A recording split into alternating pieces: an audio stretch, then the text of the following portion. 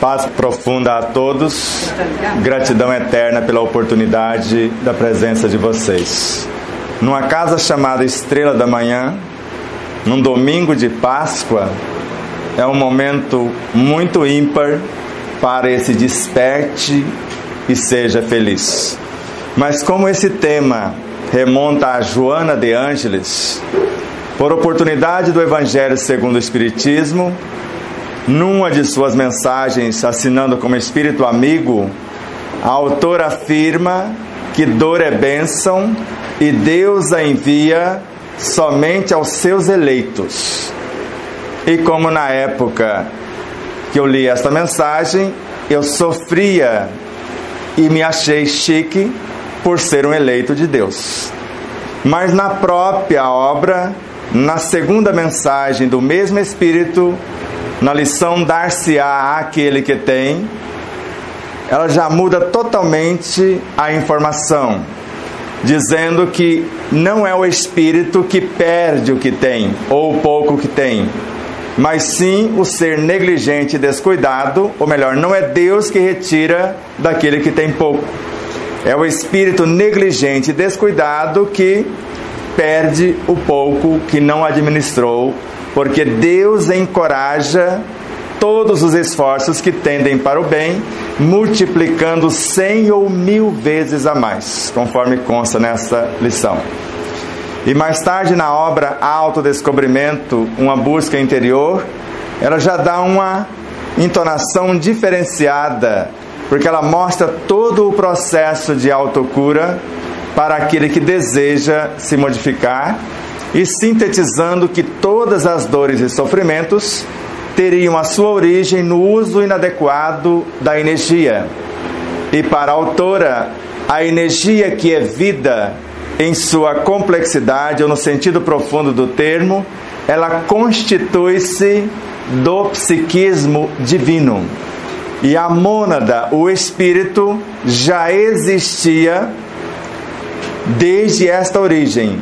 Porque se o psiquismo divino é a origem da vida, é dele que nasce o espírito, o princípio inteligente do universo.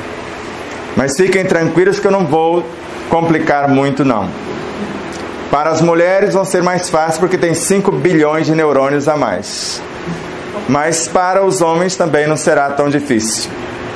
Porque eu vou usar as bonecas, as matrioscas, para facilitar a compreensão. E o pessoal lá do fundo, se tiver dificuldade, eu não sei como faremos para que eles possam enxergar. Eu vou colocar numa altura e simbolizar com cada boneco o que eu quero dizer. Pode ser assim ou prefere que eu não use coisa alguma, para não prejudicar o pessoal lá do fundo? Porque mais tarde a autora narra na obra Desperte e Seja Feliz, antes na obra Plenitude, ela já houvera grafado também: quem escolheu o amor como única razão do existir, não precisa da dor para evoluir. E na obra Desperte e Seja Feliz, um capítulo chama-se O Médico Interior, ou o Médico Interno. E ela narra que temos em nós uma farmacopeia com recursos inesgotáveis e ainda esse médico interno à nossa disposição, se quisermos resolver as nossas situações que nos causam sofrimento. Mas mais tarde ainda a autora narra que temos como espíritos quase a idade do universo. E eu fiquei um pouco assombrado, porque Allan Kardec, na obra que veio 21 anos após o seu desencarne, Obras Póstumas, que nós, quando pensamos, nos conectamos com todas as nossas vivências, com todos os seres dentro de um mundo e com todos os seres em todos os mundos. Se eu posso me conectar com todas as minhas vivências, significa que eu posso viajar no tempo. E para o espírito, segundo Joana de Ângeles, não existe tempo e espaço. E ele simboliza, essa boneca maior, essa matriosca, a síntese de todas as nossas vivências. Se um dia eu fui átomo, conforme consta na obra Antologia dos Imortais, com Chico Xavier, pelo espírito Adelino da Silveira, um dia também já fui vegetal, animal, hoje estou humano, a caminho da angelitude. Mas essa informação não é nova.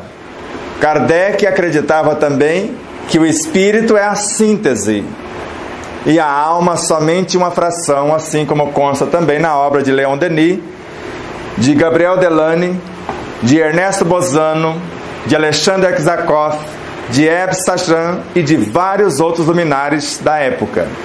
E Kardec começou por interrogar a consciência do próprio indivíduo, porque na obra A Gênese, a lição que eu li por primeira vez quando cheguei na doutrina, no item 27 do capítulo 2, narra que o homem, o que está encarnado, é um pequeno mundo. O diretor desse pequeno mundo é o espírito. Esta síntese. O princípio dirigido é o corpo. O corpo representa para o espírito a sua criação, da qual ele, espírito, seria Deus. De modo que, comparando o espírito com o Deus cósmico, o autor da mensagem Kahneman, pela psicografia de Camille Flammarion, ele narra que se um de nós pensarmos alguma coisa, por mais discreto que seja o pensamento, Deus sabe, por ser onipresente, por estar na cena, por ser onisciente. Mas se a menor partícula do corpo, uma célula, por exemplo, se mexer, o espírito sabe. E não só porque ela está mexendo, qual a sua função, porque foi ele que a criou. E nesse momento eu pensei, eu quero falar com esse moço. Porque se ele sabe tudo que está acontecendo no meu corpo, o meu corpo está morrendo, eu estou com o pé na cova e não sei coisa alguma. E no Livro dos Espíritos, na questão 455, num processo que Allan Kardec usou para fazer isto, ele afasta a alma do corpo. E ela olha para um lado, vê o seu espírito. E olha para o outro, vê o seu corpo e os laços no plural. Um que une a alma ao corpo, laço perispiritual, e outro que une a alma à sua consciência. O laço que une a alma ao corpo, segundo Allan Kardec, ele é provisório, ele é transitório. O que une a alma à sua consciência, ele é indestrutível. E naquele instante, percebe-se que quando a alma afasta do corpo, ela vai adquirindo a emancipação, ela sai da influência da matéria. E quando ela aproxima da sua consciência, ela enxerga o interior das próprias células. Imagine você dentro de uma célula olhando o interior dos músculos das células, que visão seria esta? E é isso que acontece conosco durante a palestra. Eu saio do corpo, como já saí desde quando eu entrei ali. Quem abraçou o meu corpo na chegada, abraçou o corpo sendo manejado por vários seres fora. Porque o corpo é semelhante a uma marionete. O perispírito atua sobre ele, a mente sobre o perispírito, a vontade sobre a mente e a consciência sobre a vontade. Está mais ou menos calmo? Está tudo bem? Então o espírito e outros autores narram assim para que não haja dúvida. Eu me vejo num determinado ambiente, olhando para um lado, vendo o meu corpo, e para o alto, vendo o meu espírito. Então é como se ele estivesse vendo a certa distância, olhando para um lado, vê o corpo, e eu vejo lá em cima o meu espírito e lá embaixo o meu corpo, por exemplo. E isso está em Gabriel Delany muito claro na obra A Alma é Imortal. Então, se o espírito é a totalidade, para Leon Denis, a vontade é a maior de todas as potências no espírito. Então está dentro do e não fora do espírito. A vontade representa para o autor citado a onipotência do espírito, sobre as potências, agindo sobre as potências da mente, do perispírito e da matéria. Ela tem autoridade por representar a onipotência de desmontar o corpo, por exemplo, e de reorganizar todos os seus elementos em poucas horas, em poucos dias. Se houver dúvida durante a exposição, vocês podem parar quando quiser e questionar. Normalmente o que chamamos de vontade, na visão de Leon Denis, chamamos também de Cristo interno, de mentor, de anjo da guarda, de nosso guia espiritual. Ele nunca esteve fora, fora estão os parceiros espirituais. O nosso guia, na verdade, já está dentro de nós. E sabemos que ao lado da vontade está um oceano que nós chamamos de inconsciente. A Terra seria considerada o consciente, onde eu estou, o umbral, o inconsciente, e o mundo espiritual, o superconsciente. Só para que vocês tenham uma ideia. Se eu quiser viajar do consciente para o meu superconsciente, para falar com o espírito responsável por minha realidade, eu preciso passar pelo inconsciente. E se eu não tiver conhecimento e valores, eu fico enroscado nesse universo perturbador. Para André Luiz, que culpava-se por não acreditar em Deus assim que ele desencarna, porque ele não acreditava em Deus quando encarnado. E no processo de autoculpa, de autopunição, ele foi aprisionado no umbral, que até certo ponto parece um lugar, não parece? Quem assistiu o filme Nosso Lar? Algumas pessoas, bastante pessoas. Vocês perceberam o detalhe de uma cena quando ele vem visitar a família e quando ele percebe que tinha um concorrente que assumiu o lugar de esposo e ele quis torcer o pescocinho dele e no lugar, sem sair do lugar, ele já estava no umbral de novo? Então umbral não é um lugar, é um estado de consciência. De modo que após esse inconsciente é o que nós chamamos de mente, que é uma emanação da consciência, e para viajar da consciência para a mente, eu passo pelo umbral da minha realidade como espírito imortal. E eu preciso avisar todo esse pessoal que eu estou criando a realidade para promovê-los, para iluminá-los. Então qualquer projeto do espírito para encarnar uma realidade no corpo físico visa a promoção do universo consciencial.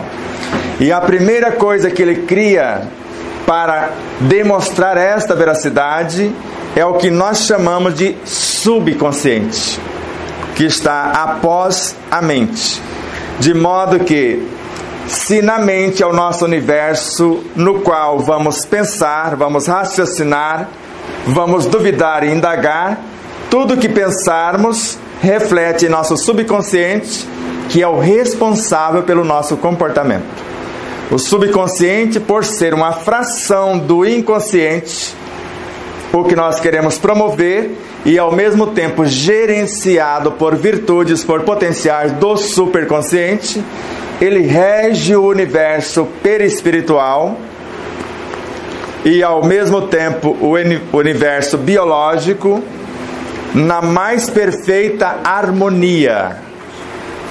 Se não interferirmos nas ações do subconsciente, não adoeceríamos de forma alguma, porque a função da encarnação não é adoecer.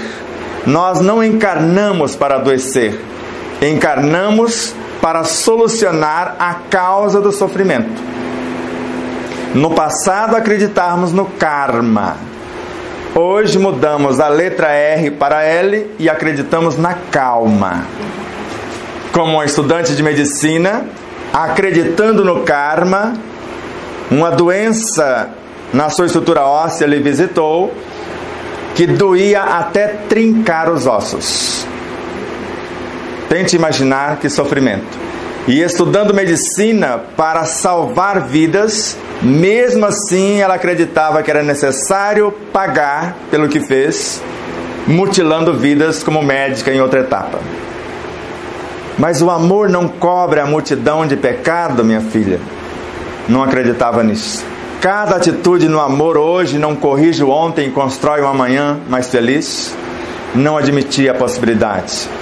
Mas sabendo da existência de sua consciência e ela era apenas uma fração mínima encarnada, juntamente com um professor de medicina que tentou convencê-la, juntamente conosco, professor Hugo Filástica do Nascimento, mais de 40 anos, 45 anos como professor de medicina, mais de 30 cursos na área da medicina, anatomia, fisiologia, embriogenia, química, física, tudo que vocês possam imaginar, ele estudou. E todas as terapêuticas alternativas também. E com todo esse cabedal, não conseguiu convencer a moça. E ela foi para o Rio de Janeiro e nós ficamos em Três Lagoas. E na próxima reunião, evocamos a sua consciência, o seu espírito. E dialogamos. E falamos que a lei não é de punição. E argumentamos mediante as lições de Joana de Ângeles, que começa com a dor como bênção e termina com o amor como causa única do nosso existir. A consciência ouve, acredito eu, que falamos com o Cristo interno, que é o responsável pela personalidade atuante. Vou pensar, com certeza, vou falar com o meu chefe, vou falar com a minha consciência.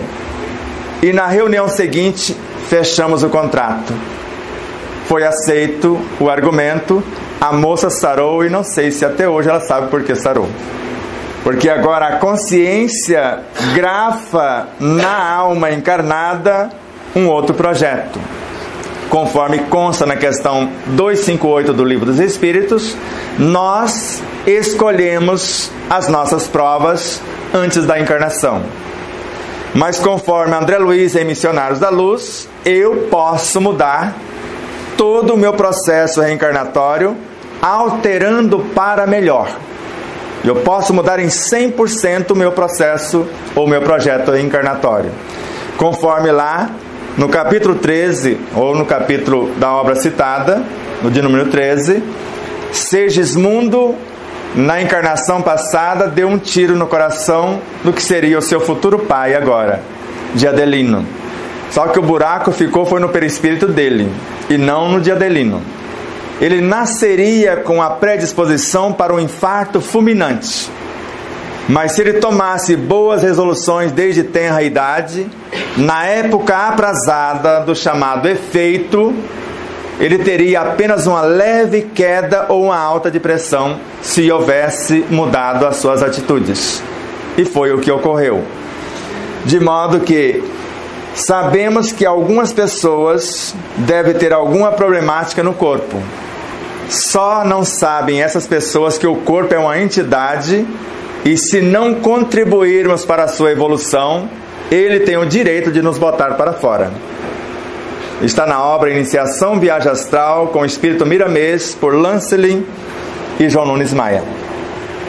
E há alguns anos atrás, há um pouco mais de 3 décadas, eu fui botado para fora do corpo. Eu destruí todas as possibilidades da vida no corpo. E a medicina acadêmica nos dera somente 2 meses de vida. E nitidamente se percebeu a troca de personalidades. Como eu percebi agora, do ano passado para cá, e principalmente nesta viagem, nessas palestras, que até a assinatura do autógrafo mudou. No autógrafo no livro. Pode pegar a assinatura dos livros anteriores e veja o que estão assinando agora. Então, de modo que, se o corpo é um ser, e eu estou encarnando no corpo, eu estou ligando o meu ser a um outro ser que tem vontade própria, que tem sua autonomia própria. Mas dentro do corpo, cada sistema é uma consciência também. Então, cada sistema do corpo, embora sabendo que todos são interligados, são interdependentes, mas se um sistema se rebelar, todos os demais perecem. Tente ficar sem respirar pelo menos por 30 segundos. 30 segundos. E perceba a agonia do próprio corpo. Alguns que podem ser treinados, que conseguem mais, porque há uma bióloga brasileira que consegue ficar 18 minutos embaixo d'água sem balão de oxigênio. Ou sem um cilindro do oxigênio. Então, se um sistema destonar, se o nosso sistema respiratório for prejudicado, nós podemos ter um AVC.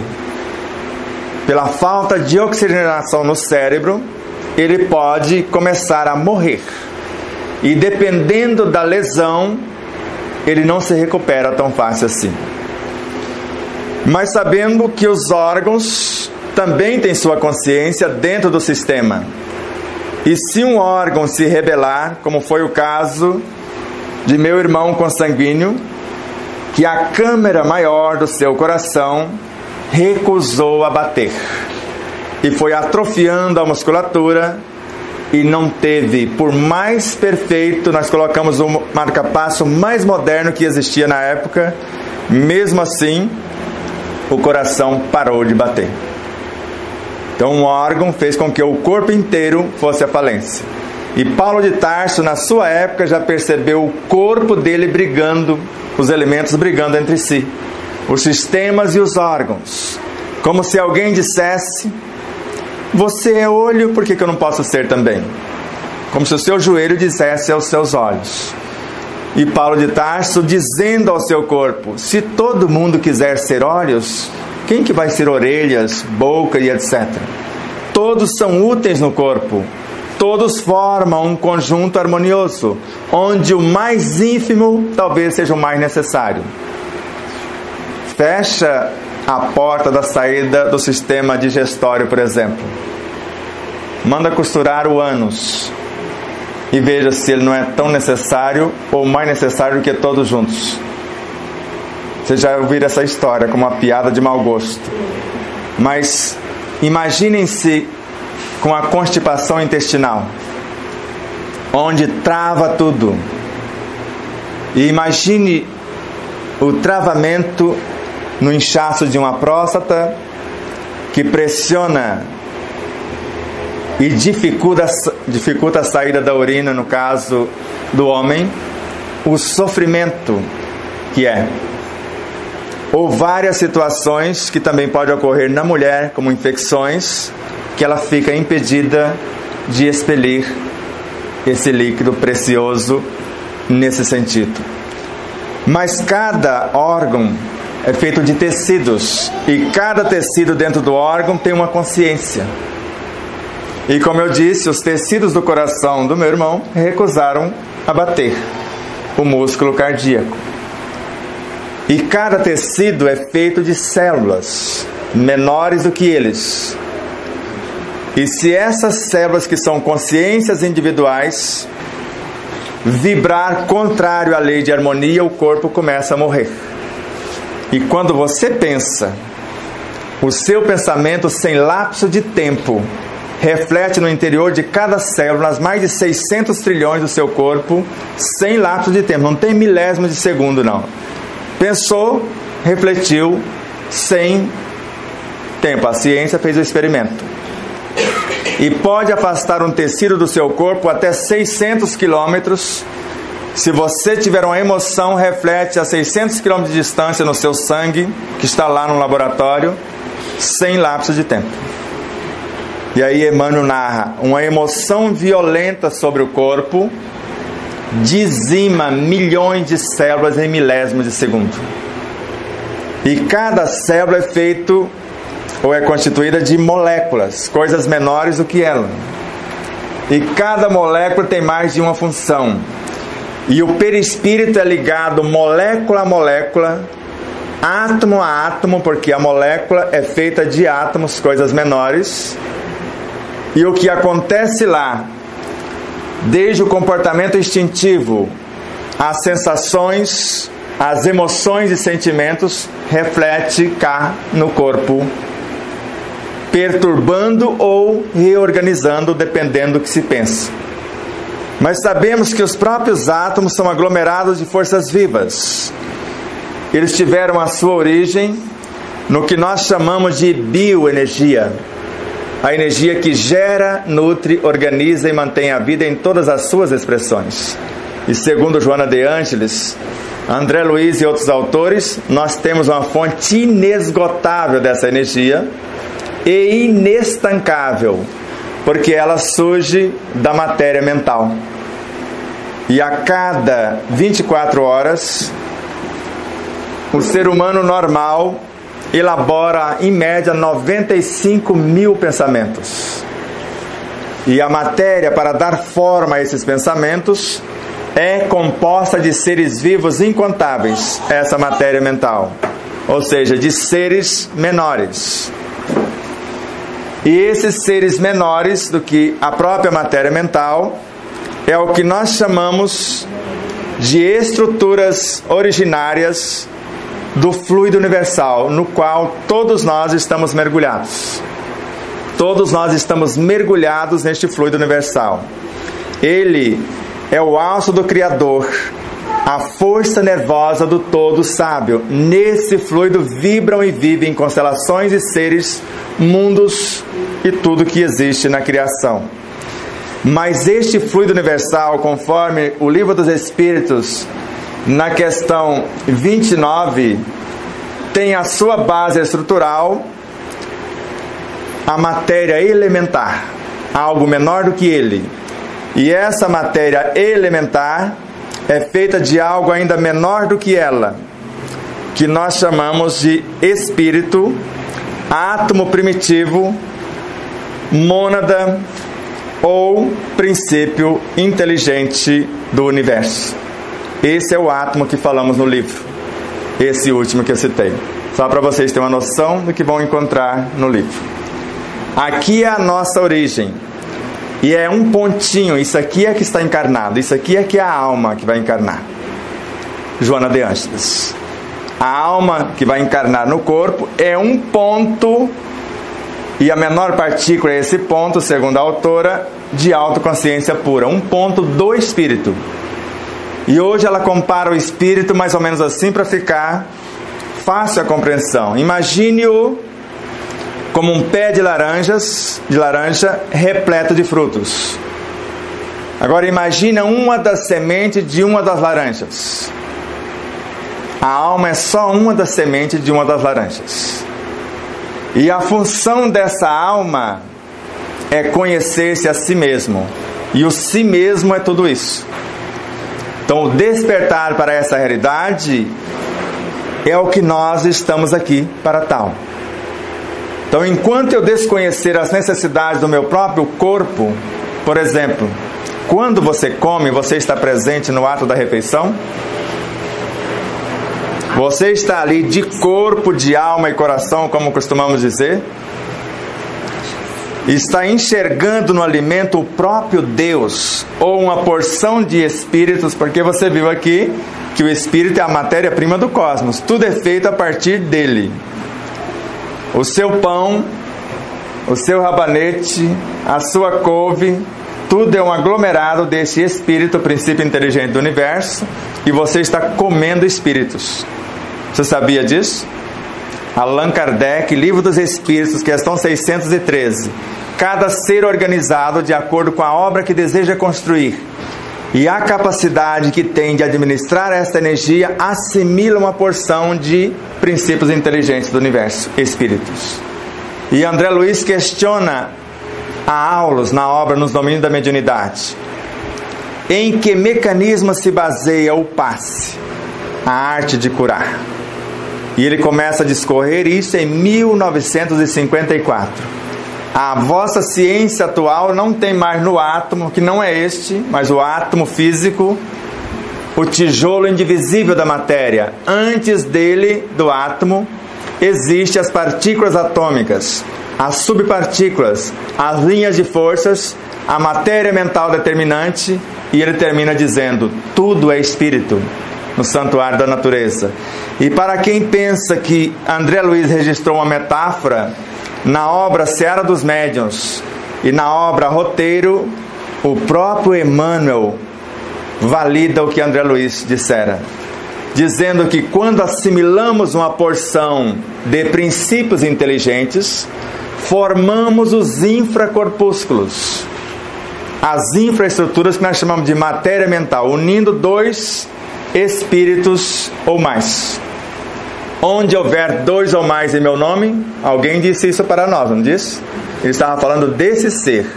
Ele não disse humanos ou outro ser. Onde houver dois ou mais.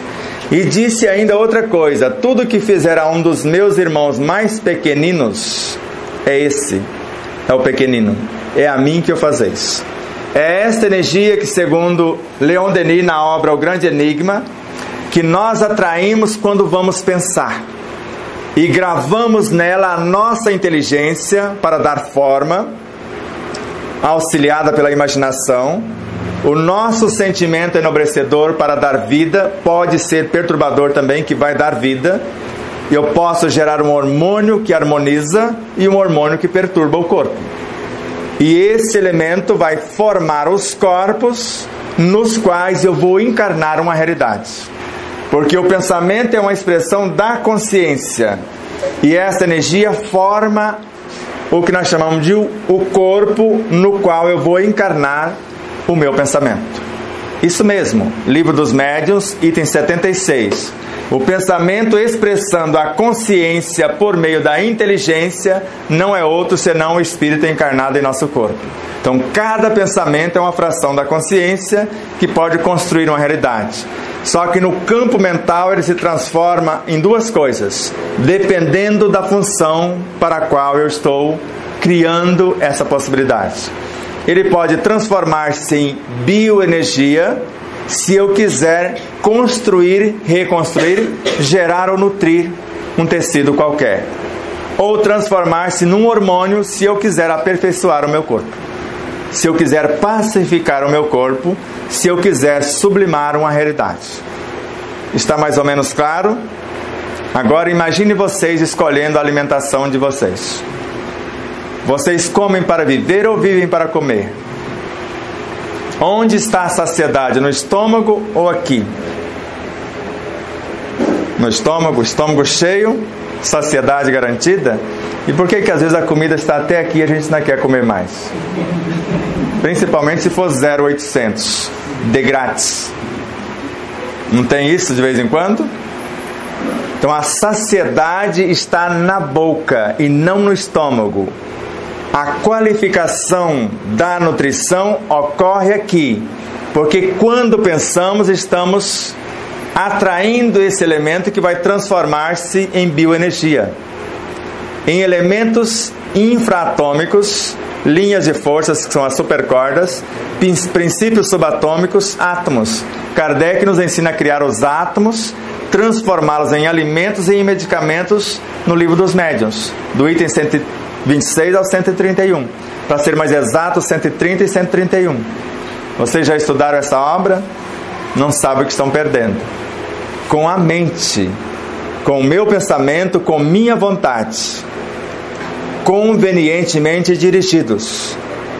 E no Evangelho segundo o Espiritismo, ele também grafa: se o homem soubesse a força que tem e colocasse a sua vontade a serviço dessa força, seria capaz de realizar verdadeiros prodígios. E agora estão sentadinhos, confortáveis. Veja que força é essa segundo Emmanuel e Joana de Ângeles.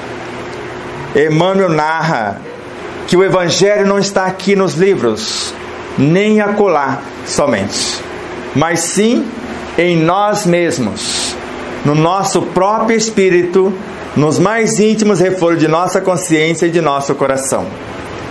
O Emmanuel. E Joana narra que o Espírito, o Evangelho, no Espírito, é força, vitalidade e vida. A força é o que nós chamamos de lei. A vitalidade é esse mocinho menorzinho, o Espírito, o princípio inteligente do universo. No Evangelho, Ele é o pão da vida, afirmado por Jesus. Então é com Ele, sobre a regência da lei, é que eu vou compor todas as formas. Então todas as vezes que estamos pensando, queiramos ou não, segundo André Luiz, trazemos em nós uma fonte inesgotável e inestancável e estamos lidando diretamente com espíritos menores. Quem deixa comida no prato? Um carocinho somente, de feijão ou de arroz. Você deixa de vez em quando? 500 carocinhos de arroz, grãozinhos de arroz, daria um prato de comida para salvar uma vida que estaria morrendo por falta de comida. Mas fala só arroz. Esse espírito é a matéria-prima e tudo está em tudo.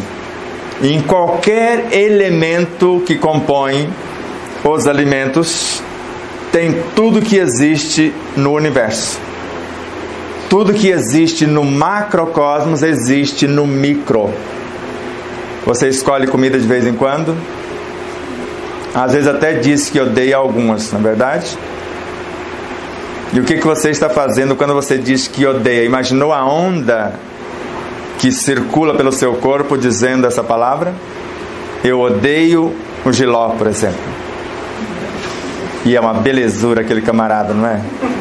A gente pode comer cru, fazer saladinha fininho cru. Pode comer cozido. Nós mineiros fazemos farofinha de jiló e etc. Colocamos jiló na pamonha. Inventamos moda com ele. Porque o Kardec nos ensina que o sabor depende da educação do paladar. Se você educar o seu paladar, o jiló vai ser uma belezura. E se você, antes de educar e quiser dar a oportunidade dele viver no teu mundo, porque senão ele não vai tornar-se humano, porque jiló ele está, e pode estar humano amanhã. Então você pode comer a fruta do milagre, já viu falar? Passou há pouco tempo no Globo Repórter. Você come uma frutinha que é menor do que uma siriguela, para quem conhece a siriguela, ou se tiver dificuldade, ele é menor do que uma azeitona pequena. Assim que você come, aí você pode chupar o limão, que ele vai estar docinho, e pode comer o jiló, que ele também vai estar docinho. Tudo que é amargo e azedo fica docinho. Então comece por ali. Você vai ver que você vai dar um upgrade no seu próprio corpo.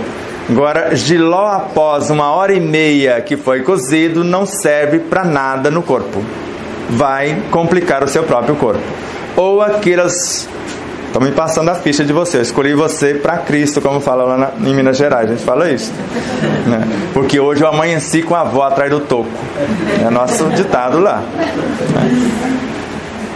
Porque nós cozinhamos os legumes, jogamos a água fora. E mais de 70% dos nutrientes foram na água. E depois vamos comer... Depois de 1h30, 2 horas, e o jiló não aguenta mais do que 1 hora os nutrientes úteis ao corpo.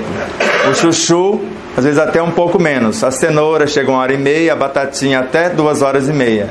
Após isso, é envenenar o corpo. É sobrecarregar o corpo. A nossa amorável garapa, 3 a 5 minutos, ela já começa a transformar-se em veneno. Ela muda totalmente a coloração e não será útil ao corpo após 5 minutos.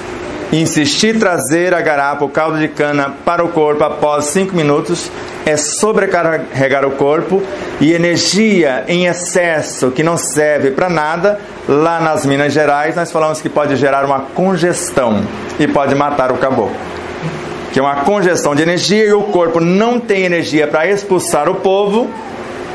Aí emperra todo o sistema. E às vezes entorta a boca, entorta o rosto, vira uma coisa esquisita. É o que nós conhecemos hoje com AVC, e naquele tempo a gente não conhecia com esse nome. Então a gente tinha os AVCs e não sabia. Até aqui tudo bem? Eu fui do aparente complexo, estou trazendo para o dia a dia. Quando nós começamos a pensar, e eu peço que faça isso agora, comece a imaginar o que vocês mais gostam de comer.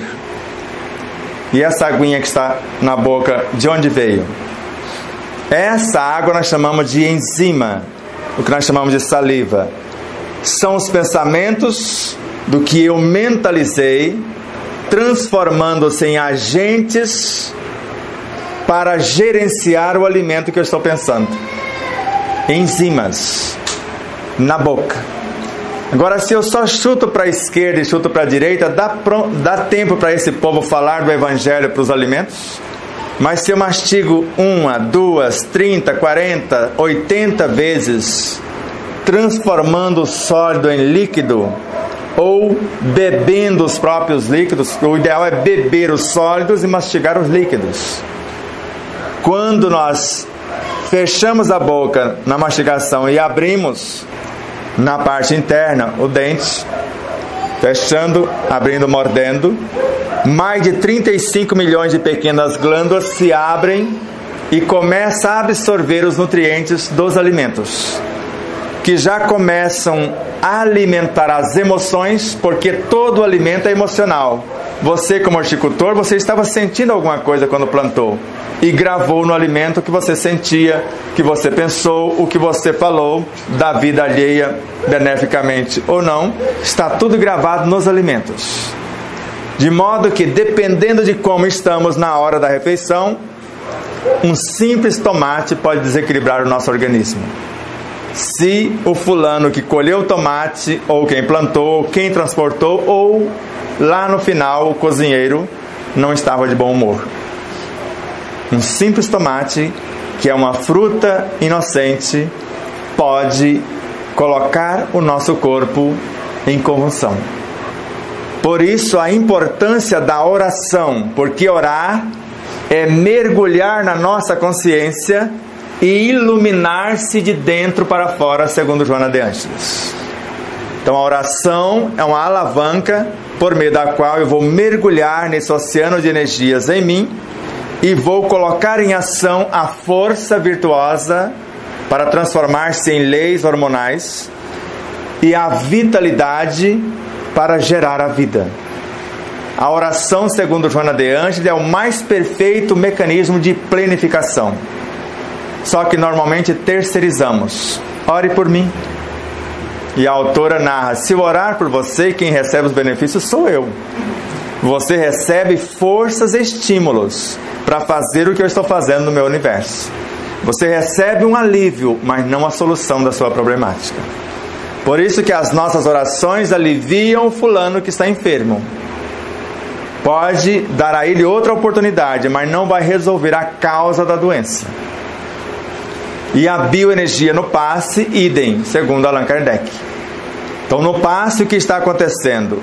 O que nós chamamos de passe de dispersão, eu vou extrair do seu universo psíquico, se eu tenho valores morais e conhecimento, a energia que você construiu não está conseguindo governar. Você recebe um alívio. Na sequência, segundo Allan Kardec, em A Gênese, eu vou construir a partir dos fluidos moléculas saudáveis e vou transmutá-las ou transportá-las para o seu organismo psicofísico, da mente ao físico, todo o seu universo perispiritual. Mas não para te dar alguma coisa, para acordar o seu patrimônio, porque você tem tanto quanto eu, uma fonte permanente no seu perispírito, uma inesgotável na sua mente e outra igual no próprio corpo. Isso é Allan Kardec, Joana de Ângeles, Emmanuel, André Luiz, Bezerra de Menezes e outros. Então o passe, ninguém está doando nada em tese. Estamos devolvendo à natureza os talentos que alguém enterrou e enviando para o universo do outro forças e estímulos, que é o que André Luiz narra na obra Espírito da Verdade, que a oração é um mecanismo avançado por meio do qual criamos elementos força. Lembra? Evangelho é força. Eu vou colocar frações e enviá-las ou transportá-las para dentro do outro. Então, quando eu verbalizo o que penso e sinto ou mentalizo, eu estou transferindo para dentro do outro parte do meu espírito, segundo Emmanuel, que vai acordar o patrimônio do outro. Portanto, se você estiver com fome e respirar com suavidade, pensando no alimento que você quer, a fome passa em menos de 1 minuto.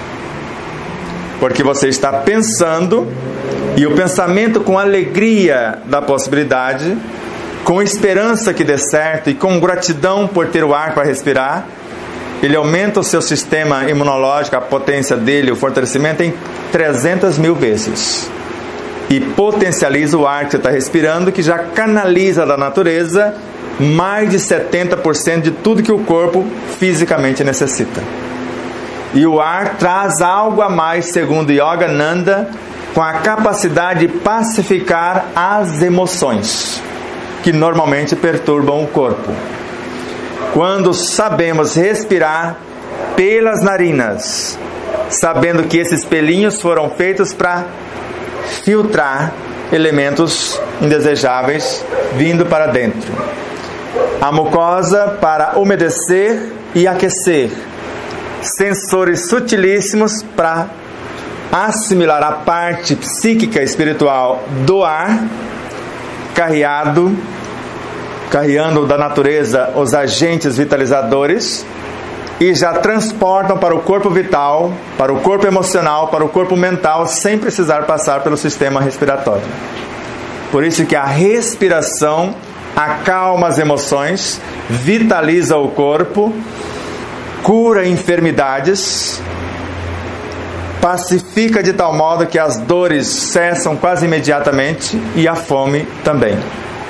E se o ar não for suficiente, nós podemos lançar mão de uma gota d'água e colocar uma gota d'água na palma da mão, porque quem pensa que a sede está no estômago cheio de água também se equivoca, porque a sede está nessa estrutura. E se eu colocar uma gota d'água na mão, sabendo que ela tem mais de 9 trilhões de átomos, e um só já existe nele tudo que existe na Terra, segundo Gibran, Khalil Gibran, e entendendo que na palma da mão tem todas as terminações do corpo, assim como cada milímetro do corpo é conectado com o restante, como na sola dos pés, no momento que eu vou fazendo esse vórtice e mentalizando o que eu pretendo, eu estou conectado com todos os oceanos, rios e riachos, com tudo que existe na Terra, e eu estou potencializando e percebendo que a sede se acalma quando eu faço isso, e a fome também. Assim que a água desaparece, eu já sou um outro ser. Se achar que isso não é o suficiente, coloque um tanto mais de água e esfregue as duas mãos, e vocês vão perceber que o corpo vai refrescando, ele vai se acalmando, porque eu estou trazendo a natureza para dentro de mim. Se achar que ainda não deu certo, pegue um punhado de água, passe no rosto e perceba a diferença do antes e depois. Só com uma porção de água no rosto. Se achar que isso ainda não deu certo, pegue um copo d'água e comece a mastigar cada porção, mentalizando o que pretende, o medicamento ou o alimento, ou a força pacificadora que pretendem. Verão a diferença, principalmente feito meia hora antes da refeição. Na hora da refeição comemos de 30% a 60% menos, porque o corpo já está calmo, já está saciado. A ansiedade, que é uma emoção, já foi atendida, ela não precisa mais das guloseimas da padaria para se acalmar, porque a ansiedade parece um poço sem fundo, não parece? E se não deu certo esse copo d'água, banhem-se. O banho acalma, vitaliza, cura. Nós sabemos disso. A gente entra meio descompensado embaixo do chuveiro e já sai totalmente revitalizado. Mas se achar que isso tem pouca potência, pegue meio copo de água, pegue um copo vazio, sabendo, conforme consta na questão 186 do Livro dos Espíritos, que os Cristos, os luminares, se reúnem na intimidade do sol. E sabendo que Jesus está lá, pela manhã que o sol está mais fresquinho, comece a trocar o copo, a água do copo de um para outro, conversando com Jesus, e a sua água está recebendo a luz do sol, imanência dessas mentes crísticas, o ar enriquecendo a própria água a cada vez que nós mudamos de corpo, a nossa mentalização e a água vai imantando da energia que eu estou pensando, que eu estou desejando, e sendo melhor qualificada, ela muda a textura, muda às vezes a cor, muda o sabor. E pega agora essa metade de copo com água e coloque num vasilhame, no pote de barro nosso lá, que o nosso filtro de barro é o melhor que existe no mundo. A água para o dia, pelo menos para beber, para cozinhar, porque ela vai estar altamente qualificada e vai auxiliar no processo da autocura. Se quiser curar um animalzinho, revitalizar uma plantinha, serve para qualquer coisa. Desperte para isso e serão felizes onde quer que estiverem, porque Deus não criou enfermidades, não criou tormentos, e não está escrito em lugar nenhum que nós somos obrigados a sofrer para evoluir. A evolução se dá pelo processo de consciência e não de sofrimento, porque conforme consta no meu mapa consciencial, quando eu fui visitado pela doença que eu mesmo construí, baseado nos meus excessos, achando que comer demais era vantagem, agora eu percebo outra realidade totalmente diferente, porque não era o que eu sabia, nem o que eu falava, nem o que eu fazia, segundo Humberto Roden, que me fazia evoluir. Evolução é o que eu me torno na ação. Eu posso conhecer todas as línguas, segundo Paulo de Tarso, falar todas as línguas dos homens, dominar todas as ciências, ter a fé a ponto de transportar montanhas e falar até a língua dos anjos, ter todo esse conhecimento. Se na ação isso não me transforma para melhor, de nada adianta. Porque caridade, como sintetiza o autor, se não tiver caridade, que é um processo de autoiluminação, amor, que é um processo de sublimação, de nada adianta. E eu posso doar tudo que penso que tenho, e quando mais nada tiver, doar até o meu próprio corpo, em benefício de muitos, de nada adianta se isso não me transformar para melhor. Por isso não adianta dar um prato de comida a alguém se eu não tenho noção do que estou fazendo. Pode adiantar em parte, mas o que vai fazer a diferença é quando eu dou o pão a quem tem fome e ensino o outro a ganhar o seu próprio pão. Quando eu visto nu quando está desnudo, mas ensino-o a ganhar a sua própria roupa.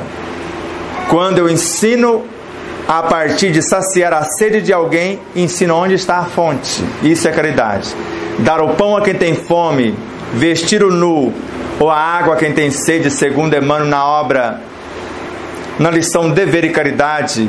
Depois eu lembro a obra, se não lembrar, fica para o futuro, para outra vez que voltarmos aqui. Luz no caminho. Dar o pão, a água, a roupa é um dever moral. Ensinar o outro a fonte, a conquistar a própria roupa, o próprio pão, isso é caridade. Aliviar as dores do outro é um dever moral através da oração, da bioenergia, de tudo que tivermos ao alcance. Ensinar o outro a curar-se, isto é caridade. Porque a cura não depende de quem pretende curar o outro, porque nem Jesus conseguiu isso, embora pudesse. A sua fé te curou. Nunca falou eu curei você, embora ele é uma fração de um ser que nós chamamos de Cristo, que construiu o planeta. Se ele quisesse construir um novo corpo, porque ele fez com o dele próprio. Ele não falou que demoliria um templo, que era o corpo, e o reconstruiria em até 3 dias, porque não gastou 3 dias, gastou, porque no terceiro dia ele já estava com um corpo novo. E nós temos tudo à nossa disposição e sabemos a semelhança de uma lagartixa construir um rabo novo. Que ela constrói um rabo novo, você constrói um dedinho. A salamandra constrói uma perna nova, você pelo menos uma articulação. É possível se soubermos o que somos e como fazer isto acontecer. A morte não é um decreto. Não temos data certa para morrer. Se assim fosse, Chico Xavier teria desencarnado com 21 anos, segundo narram vários autores. Divaldo Pereira Franco, me parece, com 17 anos. Raul Teixeira, idem. E Raul Teixeira não aceitou nem o convite da morte agora pelo processo do AVC. Está reconstruindo a sua máquina. Já assisti uma palestra dele de 1 hora, mesmo ensaiando as palavras, já falando durante 1 hora, mesmo com o corpo com várias deficiências. Mas ele está reconstruindo a cada momento a sua realidade nova. Entenderam tudo? Eu não entendi quase nada. Alguma dificuldade de colocar isso na prática? Quando penso, eu estou acionando a minha inteligência. Não é o pensamento o suprassumo da coisa. O pensamento sem inteligência não faz coisa alguma. O pensamento é uma expressão da consciência como uma energia neutra até chegar na mente. É a inteligência, segundo Kardec, que vai dar as diretrizes, o start do que eu vou pensar antes mesmo de pensar. A imaginação é que dá forma ao pensamento. Sem imaginação, ele não torna-se coisa alguma. E sem inteligência do que eu vou pensar, eu consigo imaginar alguma coisa? Só consigo imaginar aquilo que eu conheço, que eu tenho noção do que seja. Então, tendo a inteligência e a imaginação, conforme consta na Gênese, no capítulo 11, no item 11, é o espírito, de acordo com a sua inteligência, que vai construir o novo corpo, que vai aperfeiçoar o novo corpo. Deus fornece apenas a matéria-prima, o princípio inteligente do universo. E as informações, se ele não sabe, se ele humildar-se e deixar de lado o que acha que sabe, para que possa receber as novas inspirações. Isso está no Evangelho, no capítulo 27. O máximo que Deus permite que os seus emissários façam por nós é nos instruir. Amor, que é a matéria-prima, instrução, que é a própria lei. É o que necessitamos para avançar. Se alguém quiser fazer alguma pergunta, se pudermos auxiliar, se estiver lá no fundo, pode aproximar-se. Está ouvindo bem aí do fundo? Há uma dificuldade nisto? Vamos dar um exemplo prático e temos as fotos na nossa memória extracelular. Está aqui a prova. Em Limeira, uma criança recém-nascida nasceu e foi desenganada pela medicina.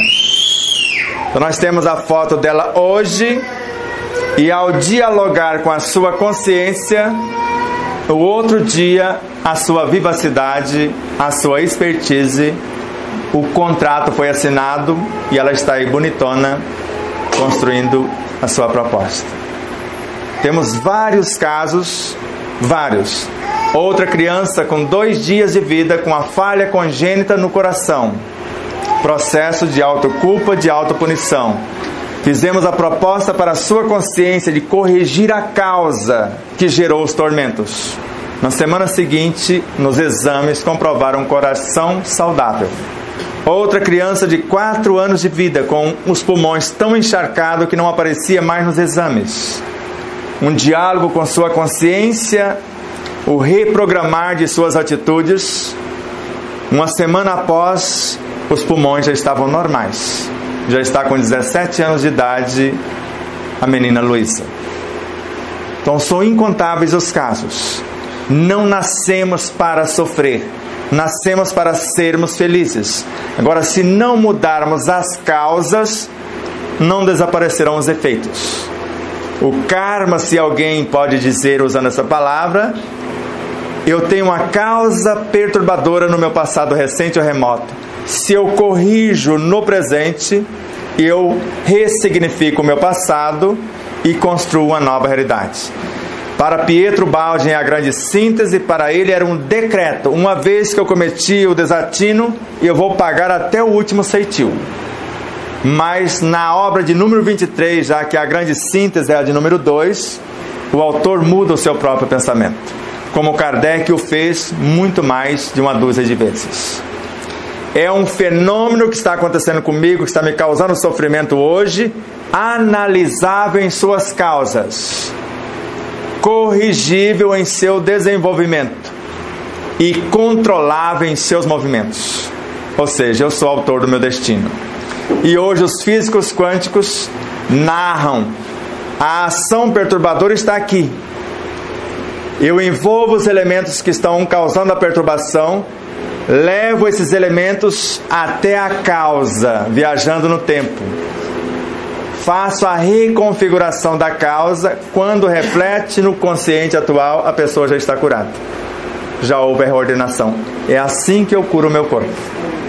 Então, quando a coluna começou a desmanchar de cima a baixo, eu lembrei dos 36 litros de um tal refrigerante que derrete ossos, às vezes, da noite para o dia.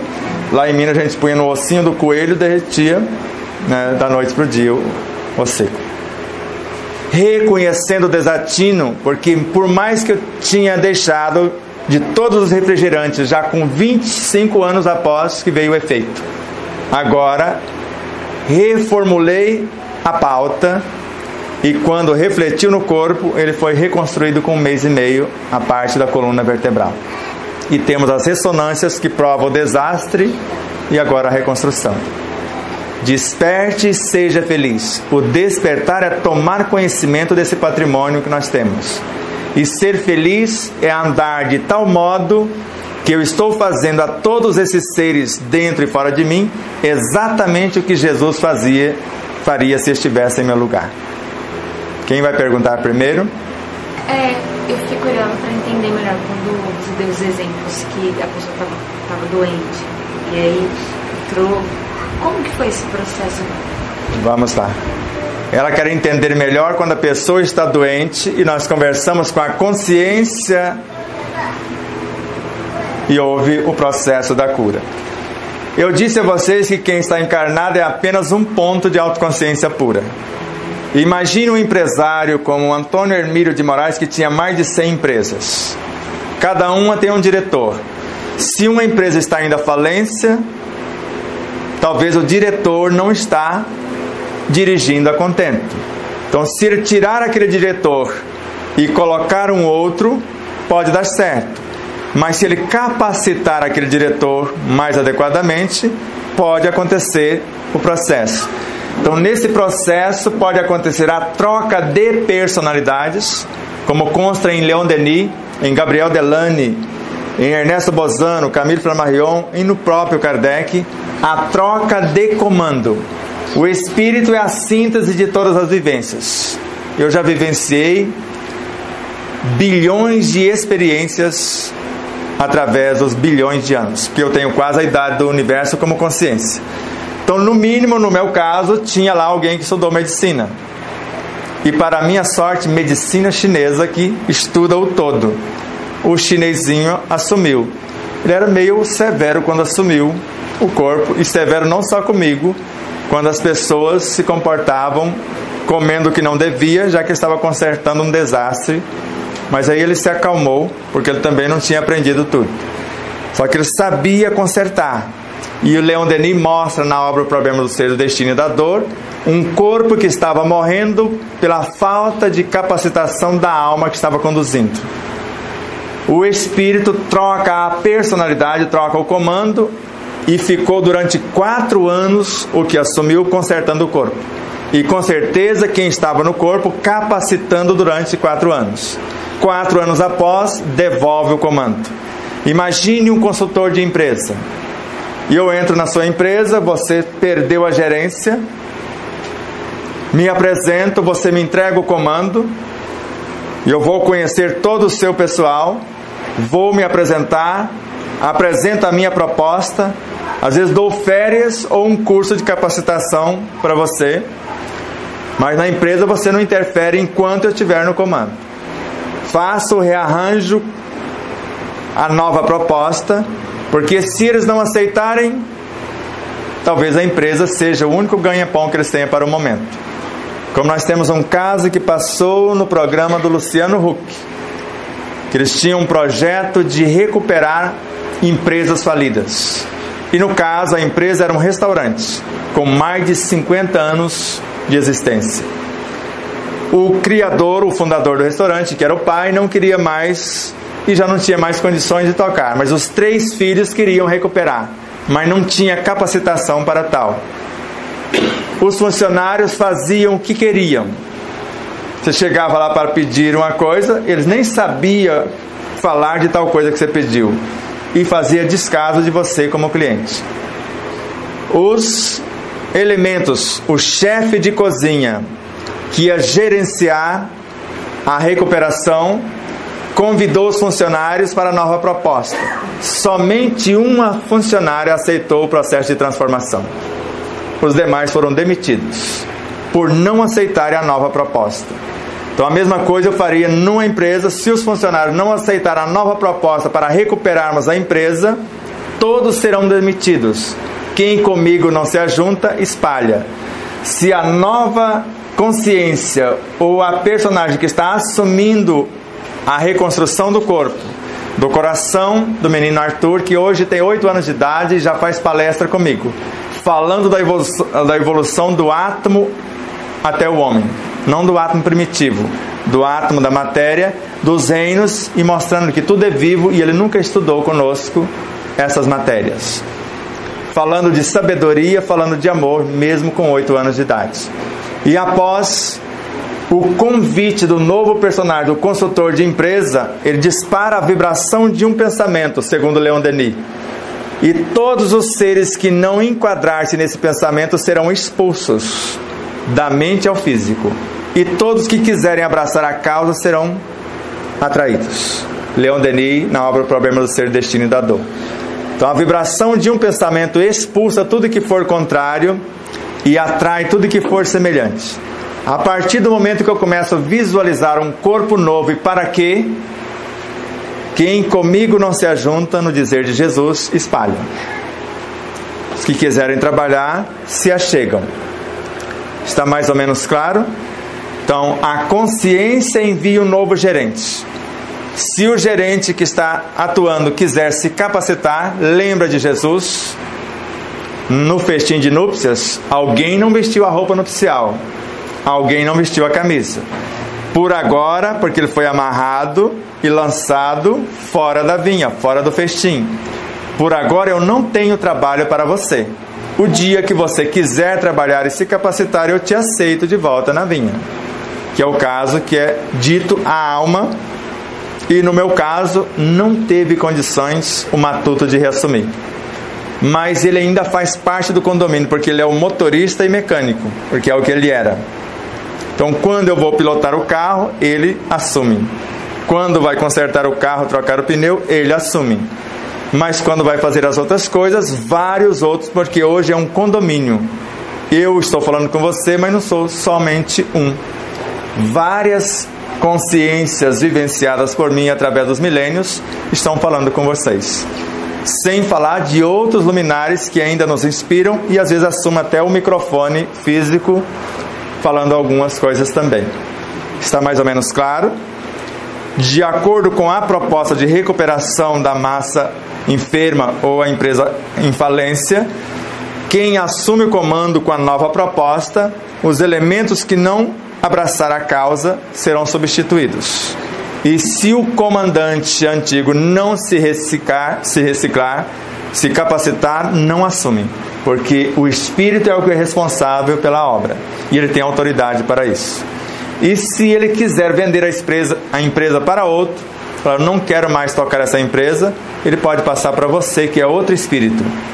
Só que vai acontecer um fenômeno, 2 situações podem ocorrer. Você pode não lembrar, se você assumir, não sendo do mesmo espírito da família consanguínea, por exemplo. Assim que você volta do coma, você é um outro ser que não reconhece a própria família. Nós temos vários casos. Mas no caso de Shakespeare, o combinado antes é que ele assumisse o corpo do matuto, que não queria mais viver, mas cuidasse da sua família. Então, após assumir o corpo do matuto, Shakespeare, segundo Chico Xavier, Martins Peralvas, César Carneiro, Inácio Ferreira e outros, ele ficou alguns dias no sítio, tomou consciência das suas responsabilidades, mudou para a cidade, virou dramaturgo. Foi só mudar para a cidade, vira dramaturgo, era só eu mudar matuto para a cidade, eu ficava inteligente. E não abandonou a família do antigo dono do corpo. E Chico Xavier conhecia na região de Uberaba alguém que mudou de corpo mesmo sendo um adulto. O espírito que estava antes não era o mesmo que estava após. Isso também é um processo e vocês vão ver daqui para frente muito disso acontecer.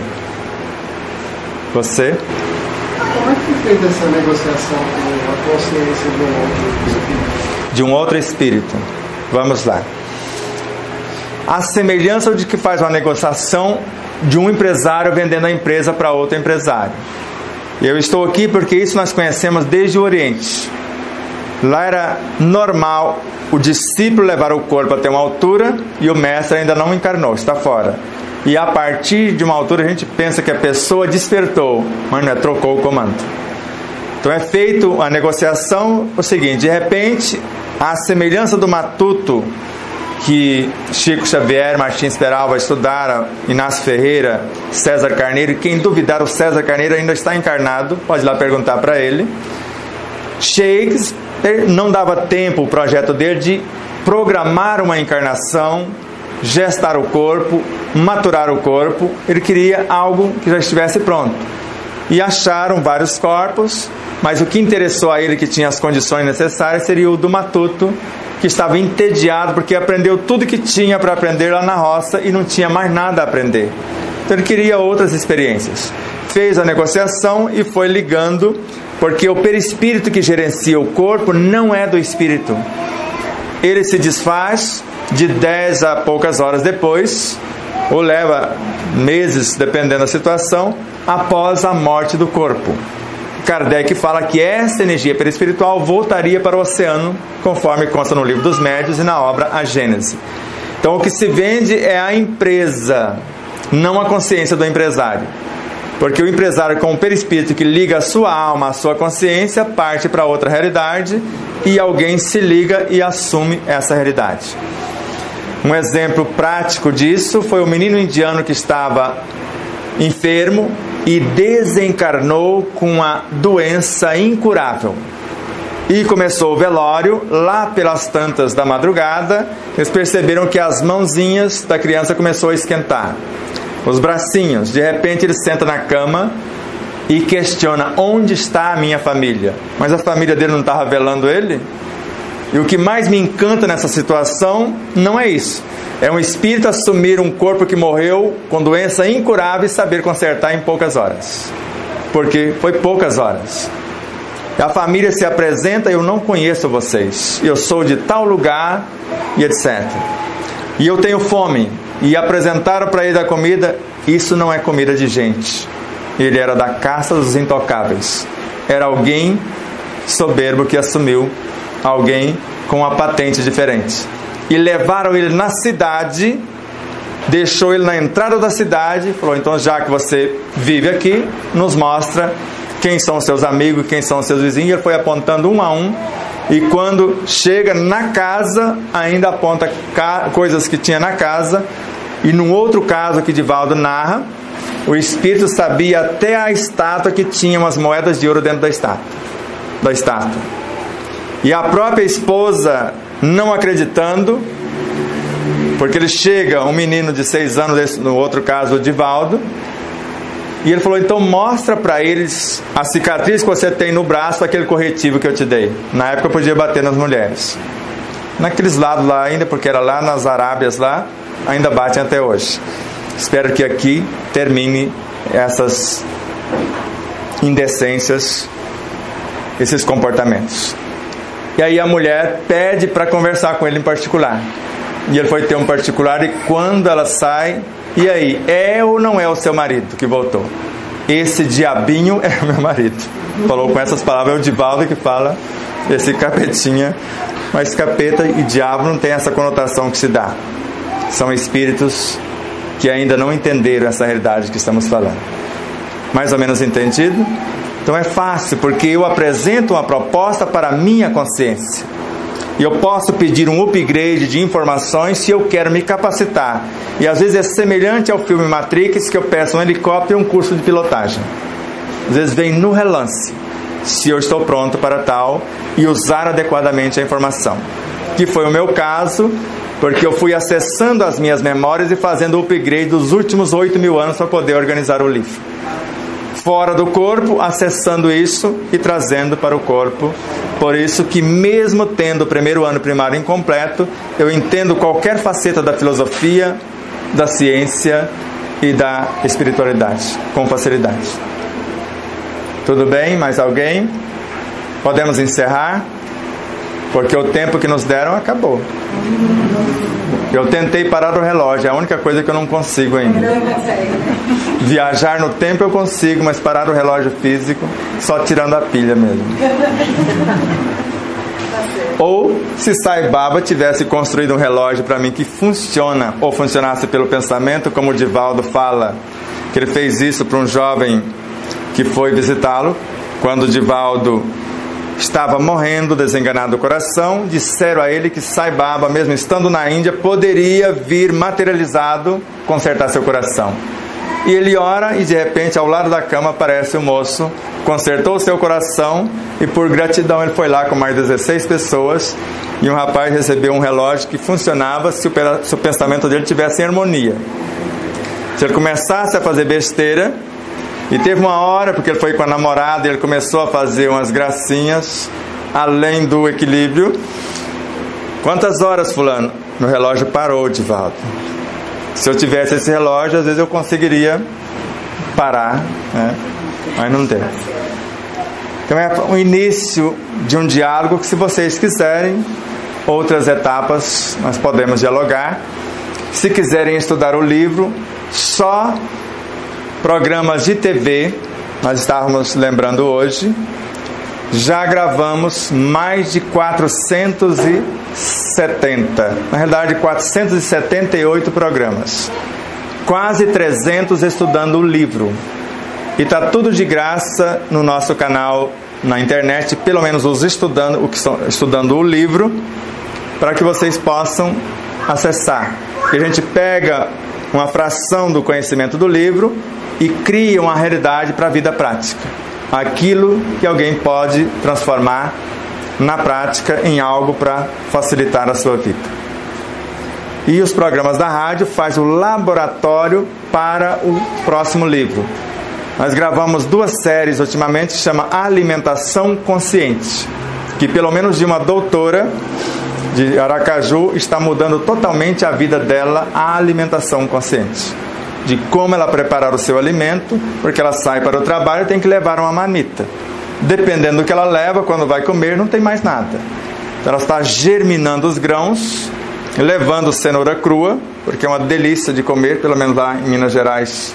Nós somos os campeões de hortifruti, pelo menos até onde me consta. Principalmente a minha cidade, a cidade vizinha a minha, que é São Gotardo, é a capital da cenoura.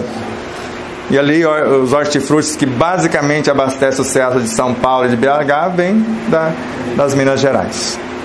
Então hoje ela está aprendendo a preparar o seu alimento, porque não adianta ela cozinhar uma batata, um inhame para levar para comer daqui 4, 5 horas. Então ela está levando os alimentos que resistem até a hora que ela precisa. E de manhã, no seu café da manhã ou à noite, quando chega, agora pode fazer os alimentos cozidos, os tubérculos, etc. Então ali é o laboratório para a confecção do novo livro, e um dos capítulos vai falar sobre essa alimentação consciente. Tudo bem? Gratidão profunda, um dia de renascimento e renovação a partir de hoje, esse restante de dia que simboliza a Páscoa, e que seja Páscoa para nós todos os dias. Todo dia é uma sexta-feira da paixão, onde vai morrer o homem velho. Só que no sábado, aleluia, não tem que espancar ninguém, não tem que magoar, não tem que odiar ninguém, porque é isso que fazem, espancando Judas. Mas é um dia de reprogramação, de uma mentalização, e no domingo começa a transformação. Mas faz de conta que todo dia é sexta, sábado e domingo. Então analisa alguma coisa, faça uma programação e já começa a transformação para uma próxima realidade. Deus nos abençoe a todos e nos faça sempre instrumentos da sua paz.